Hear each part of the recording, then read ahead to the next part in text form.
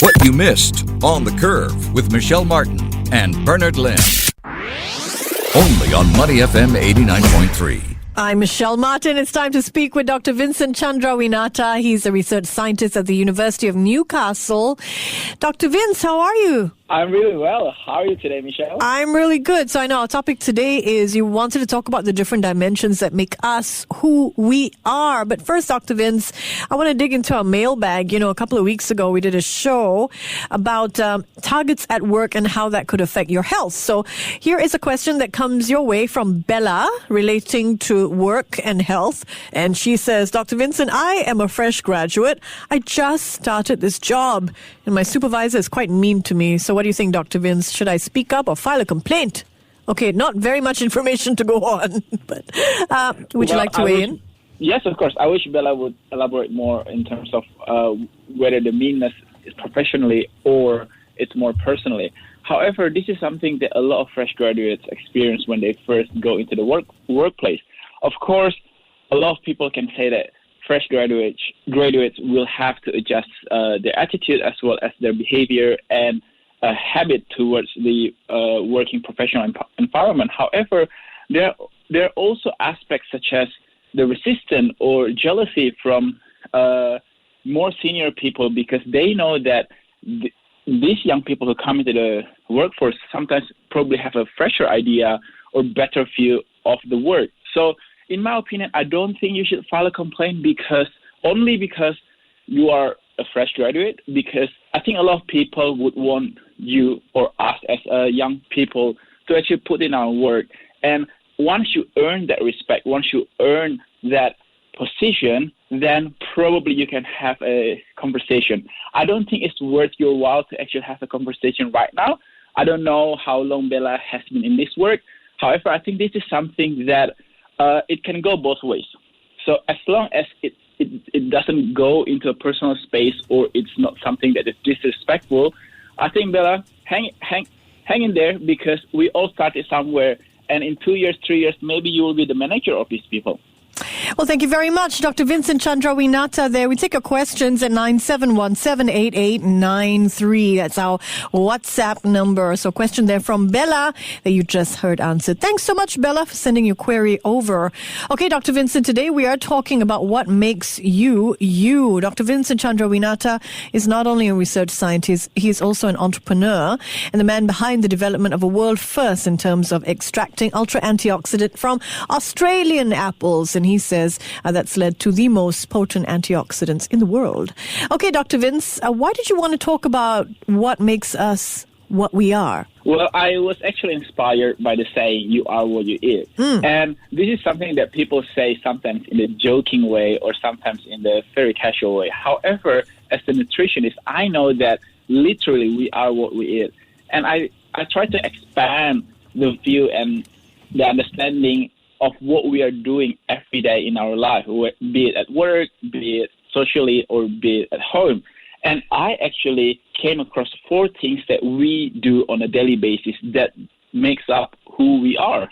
And the first one, obviously, because I'm a nutritionist, what you eat, because it is something that's related to our diet and directly to our health. And every week we talk about eat your vegetable, eat your fruit, and make sure that you have a balanced nutritional intake. However, this is something that I think has to be drilled into ourselves because every day now we are being offered with much and much easier options to not eat healthy, starting from junk food, takeaway food, and even something that you encounter every day when you are stuck at work. Instead of going for your lunchbox or going down to actually eat some wholesome meal, you call up pizza or fried chicken in my case, because I'm guilty as charged when it comes to junk food.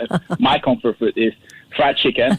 And there you go. And the problem with this food is that it's really, really easy to lose control. And if you do it 3 days in a row, this is my theory, if you do it 3 days in a row, pay attention, you will be doing it for the rest of the week.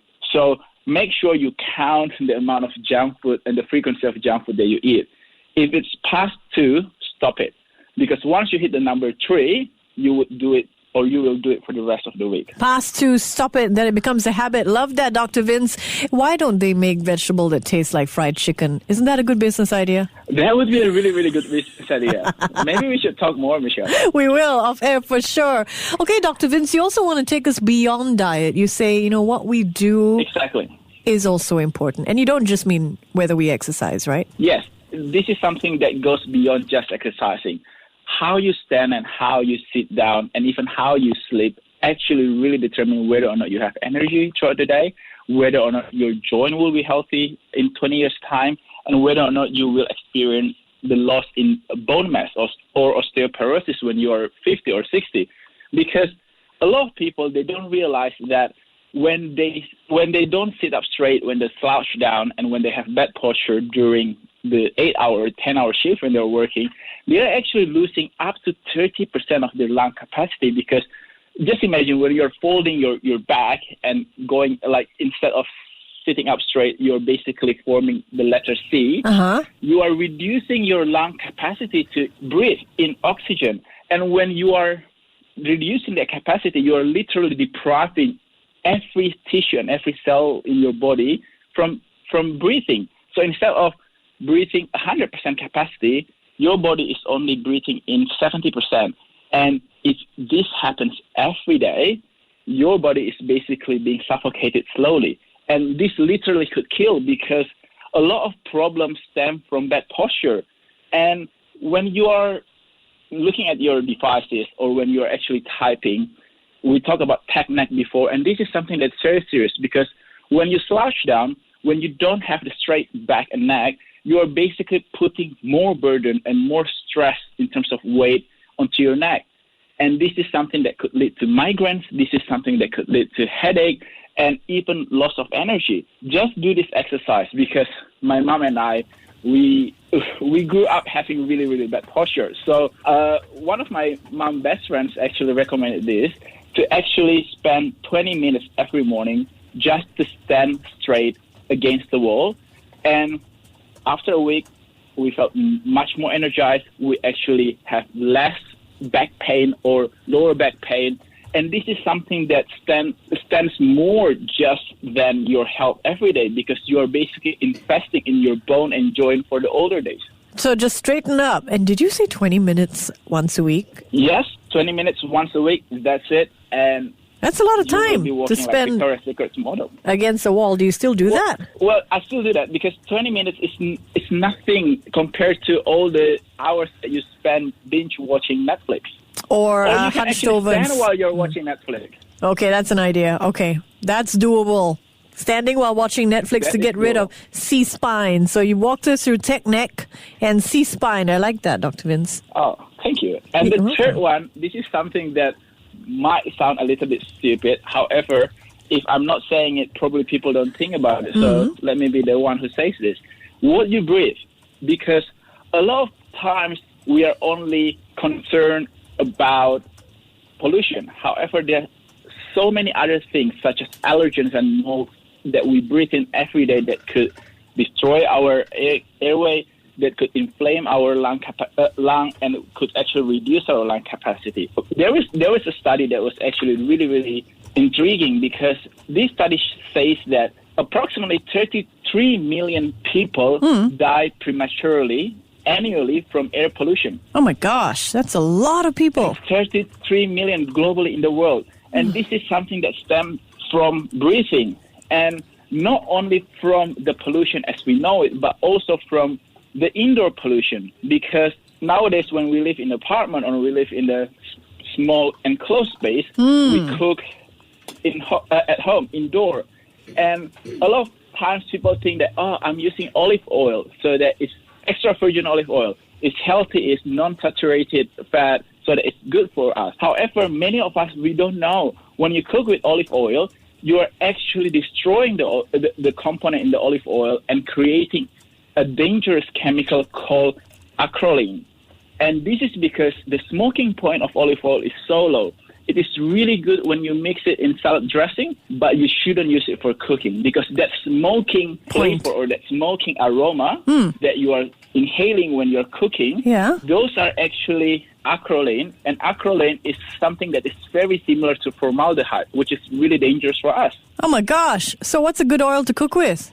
It depends. If you are deep frying, use blended vegetable oil or peanut oil. Right. So basically, you shouldn't see smoke when you are heating up your oil. Oh so my things gosh. like sesame oil or olive oil, especially extra virgin olive oil, you really should eat it raw in the form of salad dressing, or when you are drizzle it over on the top of your pasta, cooked pasta, or on top of your bruschetta. Really interesting, because I think Not many people look for that smoking point as a sort of gauge as to whether the oil is hot enough to start deep frying. So you're saying it matters correct. what kind of oil that you're using? Yes, it does matter, and a lot of times it's not the oil that is wrong, it's choosing the oil or using the oil for the correct purpose. Right. Okay, that is fabulous. Okay, let's move on from what you breathe. And that reminds me of a show that we did on indoor air quality. That was quite popular. In the meantime, you still got your questions that you can get through at 9717-8893,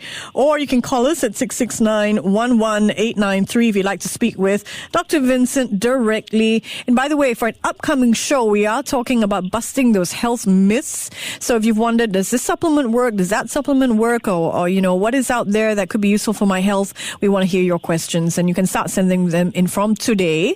We're going to do that in an upcoming show. Again, that number, 9717-8893. Dr. Vince, the fourth dimension in terms of what makes us who we are, and you want to tackle what we think. What we think, and I think this is probably the most essential one and the most important one, because I believe that if we can dream about it, we can achieve it. This is why what we think is very, very important. And if I can look it a little bit back to Bella's question, because sometimes we feel that we are being disrespected by other people, could actually mean that probably there's an underlying issue that we somehow are not very happy with ourselves or what we have achieved. So I experienced the same thing when I first started in research, or I first started in business as an entrepreneur. And I think it doesn't matter what you're doing or what you do as an occupation, you will always face this, because people tend to underestimate new people or young people or people from different backgrounds. And I really think that there's nothing that we can do. There's so little that we can do to change people's perspective, except that we prove it to them, to ourselves and to them that we can do it. So rise to greatness. It doesn't have to be academically. It doesn't have to be something that people expect of us. And don't do it for other people. Do it for yourself. And when you feel good about yourself, it will then boil over, and people will feel that. And believe you me, your relationship and interaction with other people will also improve. I love that. Well, thank you so much, Dr. Vince, for being here with us today and taking us through the four dimensions, the four whats that can make or break you, you say. So will you join us next week? That's correct. We're going to do a Yes. full show next week on tackling health myths, right? Yes, and I hope people will join. You can either send the question or the health myth that you want us to tackle through the WhatsApp number or to the message number. But you can also hashtag Ask Dr. Vincent, and you can post it on Money FM social media as well as Renovatio social media. And let's tackle this health myth so that we can do our bit to make this world a better, or rather a healthier place. Yeah, every question counts. We're waiting for your questions as well. That's Dr. Vincent Chandrawinata, scientist at the University of Newcastle and founder of Renovatio.